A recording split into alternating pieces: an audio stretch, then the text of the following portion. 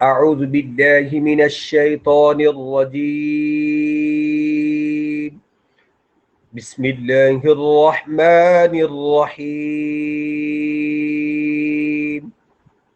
قد نرى تقلب وجهك في السماء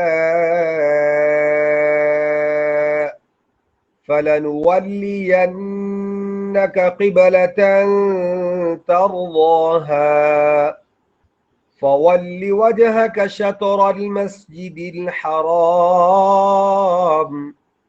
وحيث ما كنتم فولوا وجوهكم شطره وإن الذين أوتوا الكتاب ليعلمون أنه الحق من ربهم وما الله بغافل عما يعملون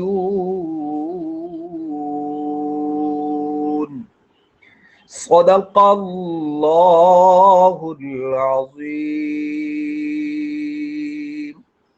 الحمدللہ، اللہ رب العالمین کے فضل اور اس کی رحمت سے سورۃ بقرہ اس کی آیت نمبر 144 کی تلاوت کرنے کی سعادت حاصل کی ہے۔ سب سے پہلے ترجمہ، قد نرى تقلب وجهك في السماء، بے شک ہم دیکھتے ہیں تقلب وجهك في السماء، کہ بار بار اٹھنا آپ کے چہرے کا آسمان کی طرف، فَلَنُوَلِّيَنَّكَ قِبْلَةً تَرْضَاهَا، سو البتہ پھیر دیں گے ہم آپ کو جس قبلے کی طرف آپ راضی ہیں۔ فَوَلِّ وَجْهَكَ شَطْرَ الْمَسْجِدِ الْحَرَامِ، اپنا چہرہ جو ہے مسجد حرام کی طرف کر لیں۔ وَحَيْثُ مَا كُنْتُمْ فَوَلُّوا وُجُوهَكُمْ شَطْرًا، اور جس جگہ تم ہوا کرو اپنا چہرہ اسی کی طرف کر لیا کریں۔ وَإِنَّ الَّذِينَ أُوتُوا الْكِتَابَ لَيَعْلَمُونَ أَنَّهُ الْحَقُّ مِنْ رَبِّهِمْ، اور جن لوگوں کو کتاب دی گئی، لَيَعْلَمُونَ، وہ جانتے ہیں کہ بے شک یہ ان کے رب کی طرف سے یہ سچی بات ہے، ٹھیک بات ہے۔ وَمَا اللَّهُ بِغَافِلٍ عَمَّا يَعْمَلُونَ، اور اللہ بے خبر نہیں ہے ان کاموں سے جو وہ کرتے ہیں۔ اس آیت میں تبدیل کعبہ کی بات ہے کہ نبی کریم صلی اللہ علیہ وسلم، سب کہہ دیا کریں صلی اللہ علیہ وسلم، 16 یا 17 ماہ ہجرت کے بعد بیت المقدس کی طرف منہ کر کے نماز پڑھتے تھے، جو اس وقت فلسطین، مسجد اقصی فلسطین کے اندر ہے۔ اسرائیلیوں نے قبضہ کیا ہوا ہے، اللہ تعالیٰ آزادی نصیب فرمائے۔ تو اس طرف منہ کر کے نماز پڑھتے تھے، مسجد اقصی۔ اس کو بیت المقدس بھی بولتے ہیں، بیت المقدس بھی بولتے ہیں، دونوں لفظ ٹھیک ہے، دونوں طرح بولنا ٹھیک ہے، بیت المقدس بھی بولنا ٹھیک ہے، بیت المقدس بھی بولنا ٹھیک ہے۔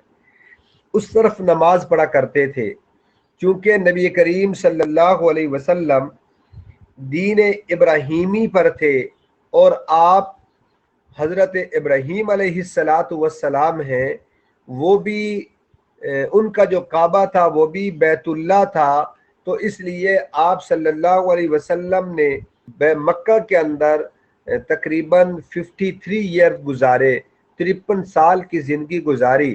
تو اس لیے آپ کا دل یہ چاہتا تھا کہ جو بیت اللہ ہے، خانہ کعبہ ہے، مسلمانوں کا یہ قبلہ ہونا چاہیے۔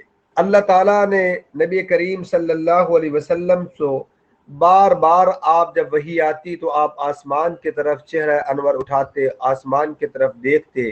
اللہ تعالیٰ نے اس منظر کو یہاں بیان فرمایا کہ قد نرى تقلب وجهك في السماء، اے میرے پیغمبر آپ کا چہرہ آسمان کی طرف بار بار اٹھنا ہم آپ کو راضی کر دیں گے، ہم بیت اللہ کو قبلہ بنا دیں گے۔ پھر اس کے بعد اللہ تعالیٰ نے یہ حکم نازل کر دیا فَوَلِّ وَجْهَكَ شَطْرَ الْمَسْجِدِ الْحَرَامِ، کہ آپ اپنے چہرے کو مسجد حرام کی طرف کر لیں۔ اب یہاں پر ایک سوال ہوتا ہے کہ قل للہ المشرق والمغرب، کہ مشرق اور مغرب جس طرف بھی منہ کریں گے تو اللہ کو اسی طرف پائیں گے، اللہ ہر جگہ موجود ہے۔ تو پھر یہ حکم لگانا کہ آپ کعبہ کی طرف منہ کر کے نماز پڑھیں، اسی کی طرف منہ کر کے آپ عبادت کریں، اس کا کیا مقصد ہے؟ اس کا جواب یہ ہے، کل بھی میں نے بتا دیا تھا، اس کا جواب یہ ہے کہ مسلمانوں کے لیے قبلہ بنا کر سب میں ایک دینی وحدت کا عملی مظاہرہ مقصود تھا، کہ وہ جہت بیت المقدس بھی ہو سکتی تھی، خانہ کعبہ بھی ہو سکتی تھی، مگر نبی کریم صلی اللہ علیہ وسلم کی تمنا کے مطابق کعبہ کو قبلہ بنا دیا گیا، کہ تاکہ مسلمان اب دیکھیں جب بیت اللہ میں ہو، جہاں بھی ہو، ایک سمت کی طرف نماز پڑھتے ہیں، منہ کر کے، چہرہ کر کے، تو ایک وحدانیت کا ایک عملی مظاہرہ ہوتا ہے۔ اور یہ چیز ہوتی ہے کہ انسان دیکھے جب ایک بال ہو اس کو توڑنا آسان ہو جاتا ہے، جب کئی بال ملا دیے جائیں تو پھر وہ رسی بن جاتی ہے، روپ بن جاتی ہے، اور اس کو توڑنا مشکل ہوتا ہے۔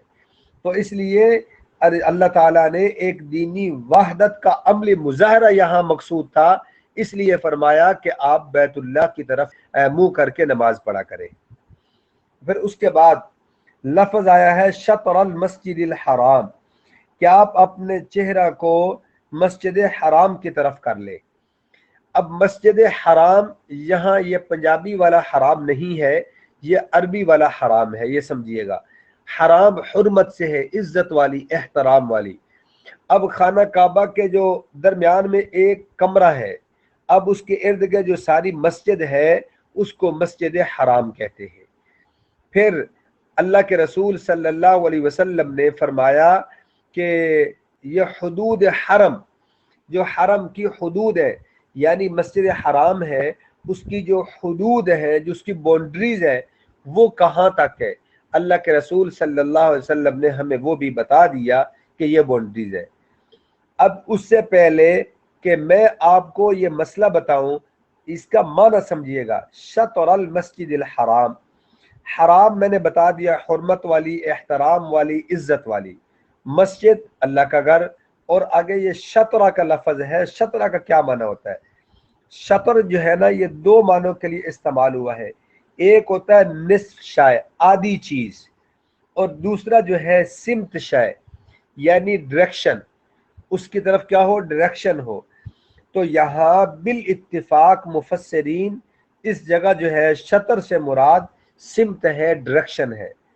اب یہاں مسئلہ یہ سمجھ آیا کہ حدیث میں ہے، رسول اللہ صلی اللہ علیہ وسلم فرماتے ہیں کہ بیت اللہ قبلہ ہے مسجد حرام والوں کا، اور مسجد قبلہ ہے اہل حرم کا، اور حرم قبلہ ہے تمام زمین والوں کا، خواہ مشرق میں ہو خواہ مغرب میں ہو، میری تمام امت کا قبلہ یہی ہے۔ اب مسئلہ سمجھ یہ آیا کہ جو لوگ مسجد کے اندر ہوں وہ اپنا بالکل چہرہ جو ہے وہ خانہ کعبہ کی طرف کریں گے، پورے جسم کا پورا حصہ وہ قبلہ کی طرف ہونی چاہیے۔ اور نمبر دو کہ جو لوگ حرم کے اندر ہیں، یعنی حدود حرم جو باؤنڈریز ہے، جو لوگ وہاں رہتے ہیں کافی دور تک وہ باؤنڈری ہے، تو جو وہاں پہ ہے یعنی خانہ کعبہ کے اندر نہیں ہے، باہر حرم کے اندر وہ حدود حرم میں ہے، تو وہ کیا ہے؟ ان کا جو قبلہ ہے وہ مسجد حرام ہے۔ اور اس کے علاوہ جو لوگ رہتے ہیں وہ جو جیسے ہم پاکستان میں ہیں، ہندوستان میں ہیں، انڈین ہیں یا بنگلہ دیشی ہیں، یا اور جو لوگ رہتے ہیں یو ایس اے میں، یو کے اندر رہتے ہیں، وہ ان تمام حضرات کا شطرہ پر عمل کریں گے کہ ان کی ڈائریکشن جو ہے وہ قبلے کی طرف ہونی چاہیے۔ اگر انسان کا چہرہ قبلے سے ہٹ بھی جائے، ڈائریکشن سیدھی ہو، صرف چہرہ یعنی انسان کی جو باڈی ہے، جو جسم ہے، وہ اس کی طرف ہونا چاہیے، تو یہ پھر بھی اس کی نماز ہو جائے گی۔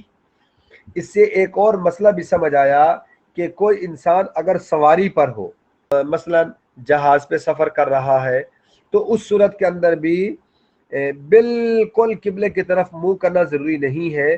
آپ اپنی سواری پر ہیں تو آپ جدھر بھی سواری جا رہی ہو آپ ادھر ہی نفل ادا کر سکتے ہیں۔ اور اسی طرح میدان جنگ کے اندر بھی نماز پڑھیں، نماز کا ٹائم ہو جائے تو اس وقت بھی آپ اپنا صرف جہت جو ہے، اپنی ڈائریکشن جو ہے وہ قبلے کی طرف کریں، ادروائز آپ جس طرح بھی منہ ہو جائے آپ نماز پڑھ سکتے ہیں، نماز ہو جائے گی۔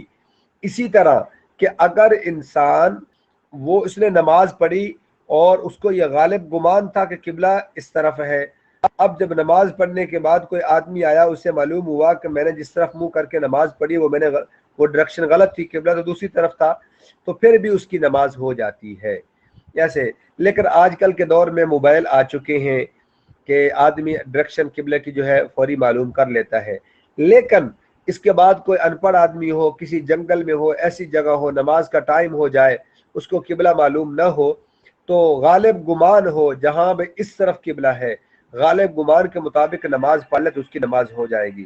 اللہ تعالی ہم سب کو قرآن و سنت کے مطابق زندگی گزارنے کی توفیق عطا فرمائے۔ وآخر دعوانا ان الحمد للہ رب العالمین۔